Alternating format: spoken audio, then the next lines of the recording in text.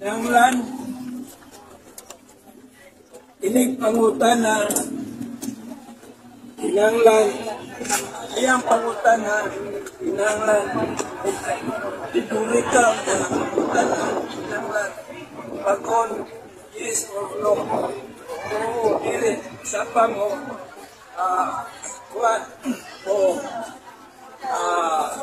record na ba? hayag.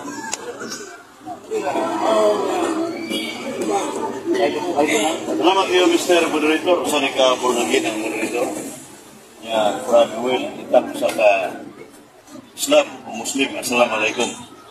Sa mong sabutan, pamatutan ako nga si Yeshua Hamasad Diyos Christ o ang matulog na Diyos.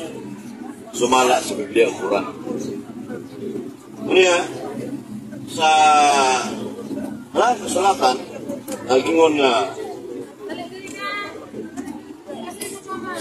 sa 1:8-9, wa pa matawag sa Abraham.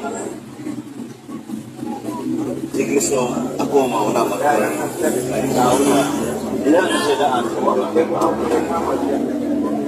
Kaya sa 1:65, sa wapang tanang kalibutan, wapang tanang butang, si Kristo uban sa amahan.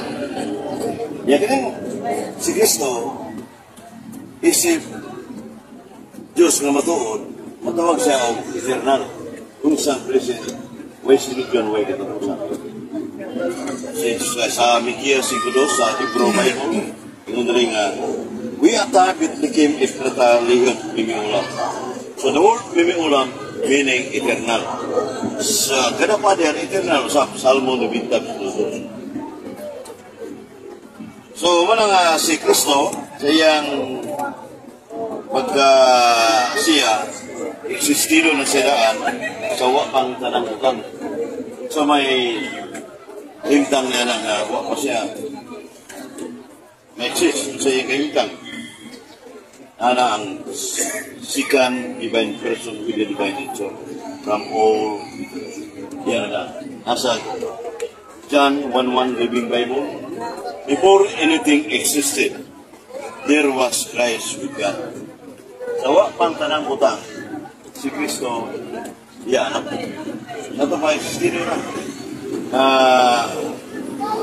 Niya ang isa sa mga laing kaligunan na ito, nasa unuan siguro, 20, ang matuog na Diyos, anak si Diyos, na matuog na Diyos, mamiyahni. Huwag may mamiyahni, mo si Yeshua Hamasad. Tumunay matuog na Diyos. Mismong amahan sa mingon sa Hebreo 1:8, ang imong tununo o Diyos, nunod hungkos ng oras.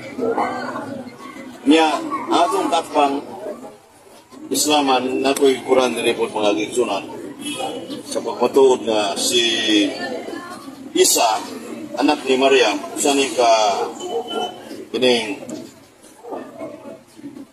sa kining si Allah eternal, gila si Allah eternal sa surah sa 69:33. Ya si Kristo eternal. Oh, 33. Si Allah eternal. Ya si Kristo eternal man sumala sa Mikias 5:2, so equal sila pagka-eternal. Oh, pagka-eternal. Kung ang labing namana nasa surah sa 33. Sa surah 3:2, sa Quran, paano siya eternal? Si Allah. Oh, siya kuan. Tagalog Quran ba? Surah 3:2. Mamahanan si Allah. Equal kay si Jesus Christ. Matubang San Pablo sa 2 Corintios 3:3. Gamahanan man si Jesus Christ. Ato pa, si Allah gamahanan. Ya si Juan, si Jesus Christ, gamahanan, equal sila. Niya sa Quran, apot na ibasihanan dari nga si Isa o si Juan, ilang anak sa Diyos sa Islam, usa na siya. As, isa. Isa, Jesus Christ, isa mga. Akong basahan ng Quran mga aking sunana. Surah 5. Siti tayo daw sa kanila. Surah 5. Apa yung minito?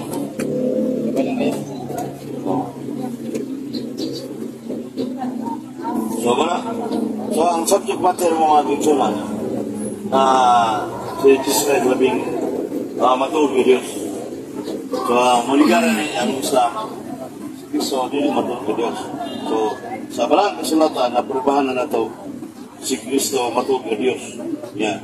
Dakong Diyos ang managawas. Dito, 2:13. Yun dito nga, Ligalo kay Soteros. Sabot, dakong Diyos managawas si Jesus Christ. So, si Kristo mo ning ikadawang persona sa Santisima Trinidad. Huwag mo isiguto. Yahweh o Yesubulay, huwag mo isiguto. Huwag na huli sa Elohim mo, Holy Spirit. Huli. Panulo si Gisak ng Karmana o si Jesus Christ, huwag matuog na Diyos sumala sa walang kasulatan. Ang salamat ako ngayong hapon sa Plaza ng Iglesia, February 17, 16, year 2025.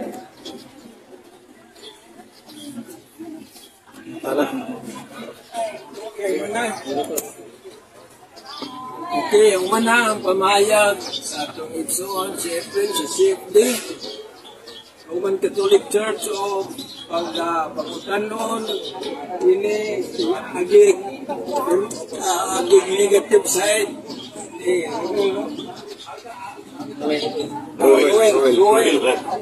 Ruel sa Islam. Usa ka minuto ang tubag o 30 segundos ang pagtanan. Okay? Nga po sa tanan kami ng siguro mura ka. So napangutana sa imong mga pamayan kasi sa hindi mga Jesus Diyos or dakong Diyos or is Jesus God. O napangutana na ko sa imong mga pamayan gagay na at mo sa balaan kasulatan nga ako mauna sa ito pa yan na sa balaan kasulatan.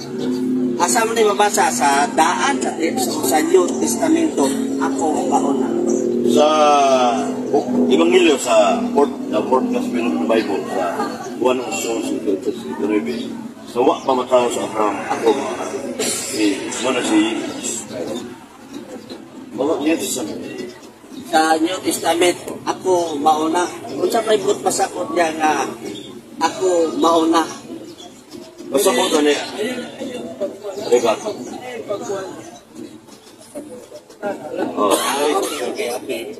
Okay. Sige. Ikaduha na mo pangutanan. Okay. Naman ni sa New Testament.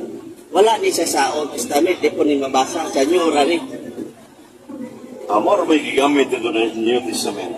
So, nasa New Testament, ang ebidensya na si Kristo suwak pa sa Abraham, diyan na siya, existido na ngayong pagkadiyos. Sa ito pa, wala sa Old na alam sa inyo. Waray akong tubag. Maray mong tubag. Ito naman pangutaran ako sa imo ha. Dili sa Juan 5, at 25, matug pa rin mo, si Kristo, kini ikwan, si Jesus, diha na siya before ang tanan. Ang tubag ka na, si Jesus Christ, uban samahan, yan nadaan siya sa wapan ng tanang butang, wapang kalibutan. Sa ito pa, existido na, yan na si Jesus Christ. Sa wapang tanang kalibutan ba? Wapang kubog na kalibutan. Doon na ba tayo, riba nga si Jesus Christ, diha na ba siya sa wapa ang tanang butang? Doon na ba tayo atong makita? Nasa 1:15 rin, wapang tanang butang. Si Kristo, uban samahan. Iyang pangutana, una ba tayo makita? Sa ito, basa, Biblia. Basa. sa Living Bible, John 1:1. Before anything existed, there was Christ with God. Wa man tanan kita si Kristo diha na. Si Kristo dihada sa wapang Anong butang? ang kanang Ibang universo. So kay naaman na sa New Testament, akong pasukot mga pangutana, wala na, ba'y mabasa sa Old Testament. Di na question ang old gamiton ko kay ang bagong tugon akong kay ang bagong tugon panahon man ni Jesus Christ nanay mga tagna sa karang tugon at umat sa bagong tugon. Maka dili sa imong giingon nga si Kristo uban sa amahan. Di ba? Kristo uban sa amahan. Sato pa si Kristo nga nasa yuta, ang amahan to sa langit. O ba niya ato ang pagsabotan ni or ang pagsabot ba nato si Kristo uban sa iyang amahan, ang amahan na pag Kristo nagkuyog or unsa may imong kwalidad ni klaro gid. Ang tubag isip pag Diyos si Kristo iya ay daan sa wapang kalibutan. Una, sistido na si Kristo sa iyang pagka-Diyos kung sa mangkay. Ang amahan, first event person, ikaroha, second person sa Jesus Christ. So, luha ang Isus sa pagka-persona, pero sa pagka-Diyos, usara 1:30, ay ang Father and one. Ako kuman usara. So, pagka sa divine nature, usara sa pagka-Diyos. Sa divine nature usara. Usara. I am the Father Arwan. Arwan. Sa usa pa ka Dios. Dato pa, Diyos ang question nako, ang amahan o ang anak, kay usara man sila, usara sa pangalan nga Diyos, pero duhay na gunit. Luha ka personally, ya usara pagka-Diyos. Ya, mismo ang Quran niyo, usara kasi Allah si Jesus Christ. Tapos na, kay Quran ng Biblia niya, tapos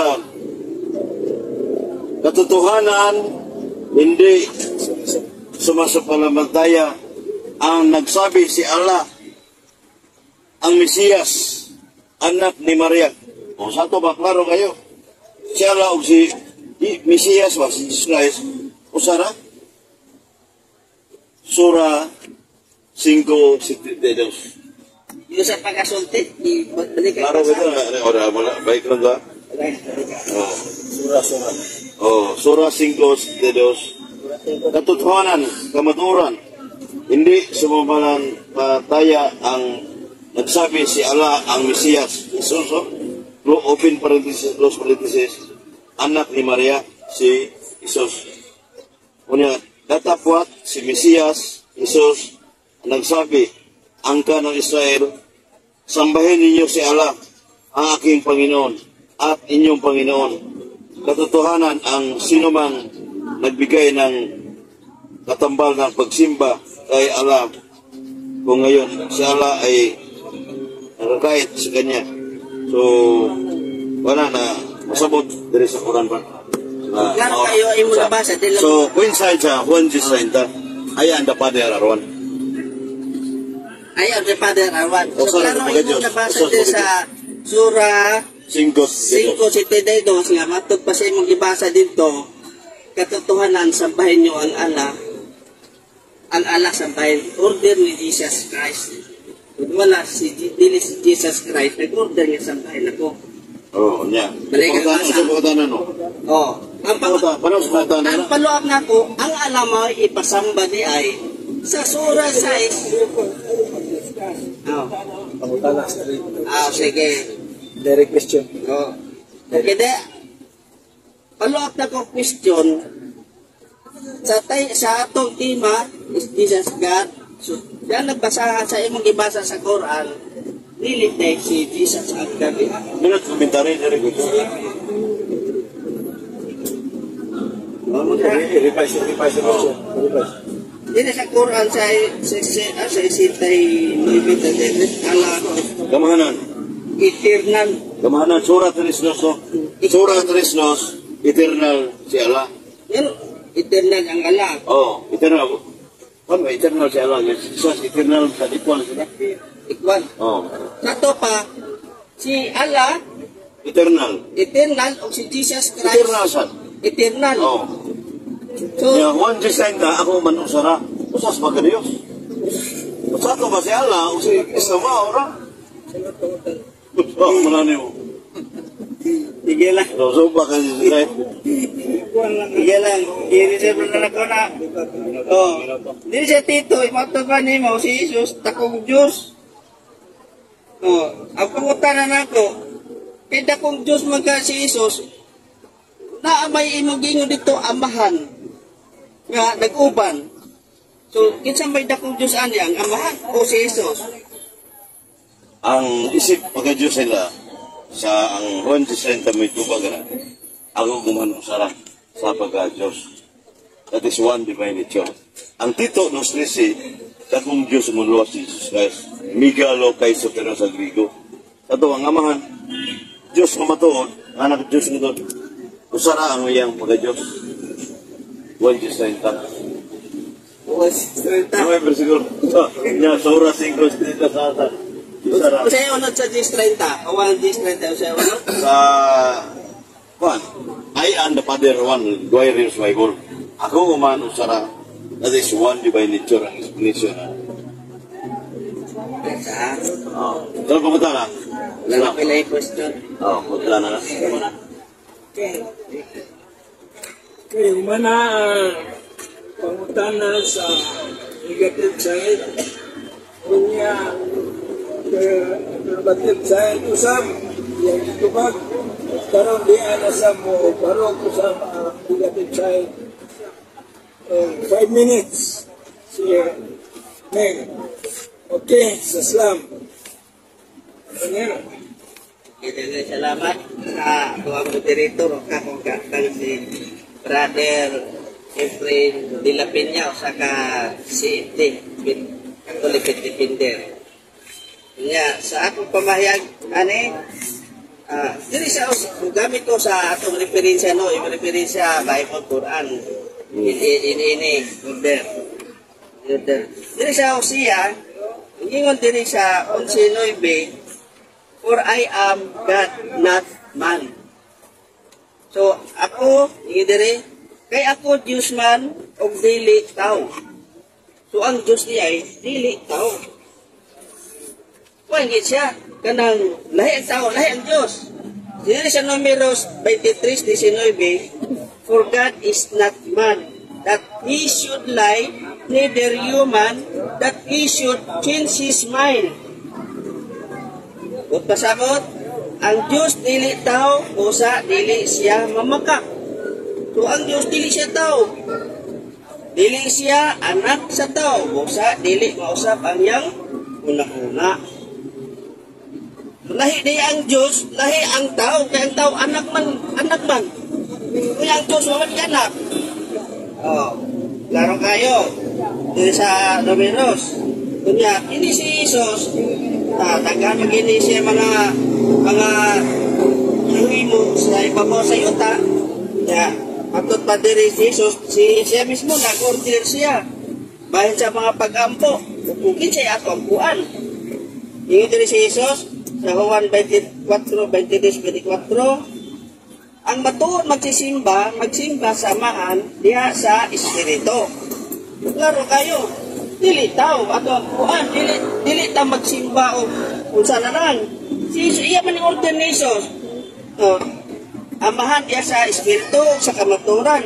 No, kini ang mga magsisimba nga gusto samahan nga maoy magsimba kaniya. Ang Diyos Espiritu. Ikaduhan niya pagsulti. Ibalik-balik niya ba para wala siya kulang, di siya pasulong sa ginod sa Diyos. Ang Diyos Espiritu, katong magsimba kaniya, kinahanglan magsimba niya sa Espiritu sa kamaturan. Hindi na yung Diyos niya ay dili tao, dili human, di mo sabihin ko na Diyos yun siya nga Espiritu. Di siya makita, di siya mahulagway. Lahi ko din ni tao. Si Jesus kay tao man eh. Gani si Jesus, nag-ampo siya sa Mateo 26:39, ihapa sa yuta. So ang Diyos nga nyanan og Jesus, nag-ampo. Napaday Diyos mag-ampo. Wala yun. Kaya kung Diyos si Jesus, kasama po yung giyapuan. Yarang galingon. Unang isa giyapuan. Unang isa giyapuan. Hindi po man siya. Nya, matot pa ni Jesus diri. Ano, minawan ninyo ha? Kang Jesus kiniyahang pahayag. Sa Mateo 15, 8-9, ingon diri. Kini mga tawhana, nagpasidungog kanako sa pulong lamang. Apan layo kanako ang ilang kasing-kasing. Walay kapuslanan ang ilang pagsimba kanako. Pero walay kapuslanan ang ilang pagsimba kanako kay ilang itudlo ingon nga balaod sa Dios ang mga sugo na hinimo lamang sa tao. Napagkasakit naman. Order man ni Jesus, walay pulos inyong mga pagkampo. I-discharge mo ni Jesus. I-discharge mo na. Nya, ibatod dire. Dili ang, sa Mateo City, Mateo 23, ingon si Jesus, dili ang tanan, magtawag ka na ako, Ginoo, makasunod sa ingarian sa langit. Sao naman nakiilaman ninyo ng Ginoo. Diyos, kung sa ikingon ni Jesus, dili makasunod sa ingarian sa langit. Kung dili kato lamang nagtuman sa kabubuton sa akong amahan atuwa sa langit. Ato tamagtuman niya sa amahan. Dili kang Isus. Si Isus, messenger lang. Dili na to siya apuan. Kasi siya mismo nagampo. Dili kung wabot na ang adlaw sa paghukom, kita nila magitang nahihukom. Ato nag-aabot, nahihukom. Nila magita nito matang nahihukom. Yung si Jesus, kung maabot na ang adlaw sa paghukom, tagnan niya ang moingon kanako. Ginoo, dili ba imong ngalan nagsangyaw man kami sa mensahe sa Dios?